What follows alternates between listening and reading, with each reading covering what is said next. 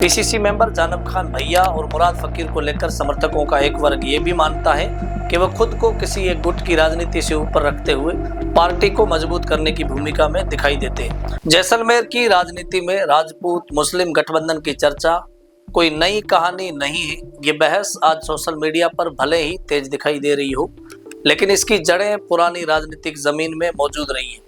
नमस्कार, आप देख रहे हैं द बवाल और मैं हयात कलीम महर।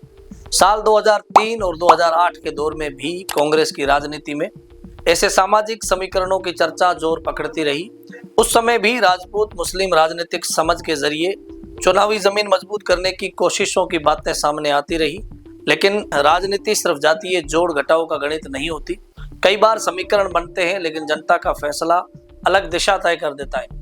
यही जैसलमेर की राजनीति का पुराना सच भी रहा है। सिर्फ सामाजिक समीकरण जीत की गारंटी नहीं होते, संगठनात्मक एकजुटता भी उतनी ही बड़ी ताकत होती है। जैसलमेर में लंबे समय से यह धारणा और राजनीतिक चर्चा बनी रही है कि इंडियन नेशनल कांग्रेस के भीतर गुटीय राजनीति चुनावी रणनीतियों को प्रभावित करती रही है। स्थानीय राजनीतिक चर्चाओं में अक्सर धनदेव गुट और फकीर गुट जैसे खेमे का उल्लेख सुनाई देता रहा है।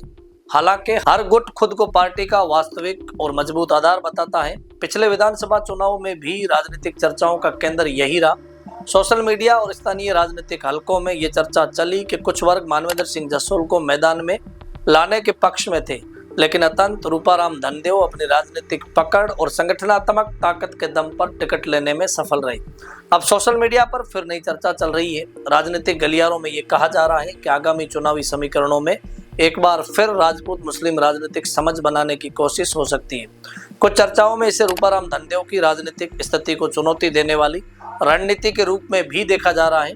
लेकिन जैसलमेर की राजनीति सिर्फ दो समुदायों के जोड़ घटाव से तय नहीं होती।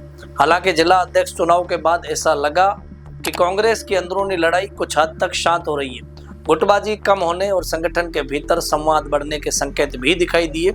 लेकिन अब सोशल मीडिया पर फिर वही सवाल उठने लगे हैं, क्या फकीर गुट इस बार फिर राजपूत मुस्लिम गठबंधन की जमीन तैयार करने की कोशिश में है? क्या ये सिर्फ राजनीतिक चर्चा है या आने वाले चुनाव की शुरुआती बिसात? यहाँ जमीन पर कई सामाजिक समूह निर्णायक भूमिका निभाते हैं। मेहर कम्युनिटी, मेघवाल समाज और भैया समाज का प्रभाव भी दोनों विधानसभा क्षेत्र में महत्वपूर्ण माना जाता है। इसी वजह से राजनीतिक विश्लेषकों का एक वर्ग ये भी मानता है कि अगर धनदेव समर्थक खेमे इन सामाजिक समूहों के बीच मजबूत तालमेल बिठाने में सफल होते हैं तो चुनावी तस्वीर अलग बन सकती है।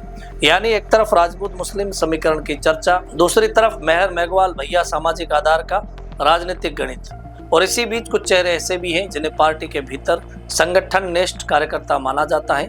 पीसीसी मेंबर जानब खान भैया और मुराद फकीर को लेकर समर्थकों का एक वर्ग ये भी मानता है कि वह खुद को किसी एक गुट की राजनीति से ऊपर रखते हुए पार्टी को मजबूत करने की भूमिका में दिखाई देते हैं। हालांकि राजनीति में अंतिम फैसला हमेशा जनता और कार्यकर्ता ही करते हैं। जैसलमेर की राजनीति आज फिर एक दिलचस्प मोड़ पर खड़ी है, जहां सवाल सिर्फ टिकट का नहीं है, सवाल सिर्फ जातीय समीकरण का नहीं है, बल्कि सवाल ये है कि क्या कांग्रेस गुटों की राजनीति से ऊपर उठकर एकजुट होगी या फिर वही पुरानी खेमेबाजी चुनावी जमीन को कमजोर करेगी। क्योंकि इतिहास बार बार यही सिखाता है, जब संगठन भीतर से बंटा हो तब सबसे मजबूत गठबंधन भी कमजोर पड़ जाता है, और जब पार्टी भीतर से मजबूत हो तब मुश्किल चुनाव भी आसान हो जाते हैं। अब नजर जैसलमेर पर है, जहां राजनीति सिर्फ चुनाव नहीं लड़ रही है, बल्कि अपने भीतर की एकता और भरोसे की परीक्षा भी दे रही है।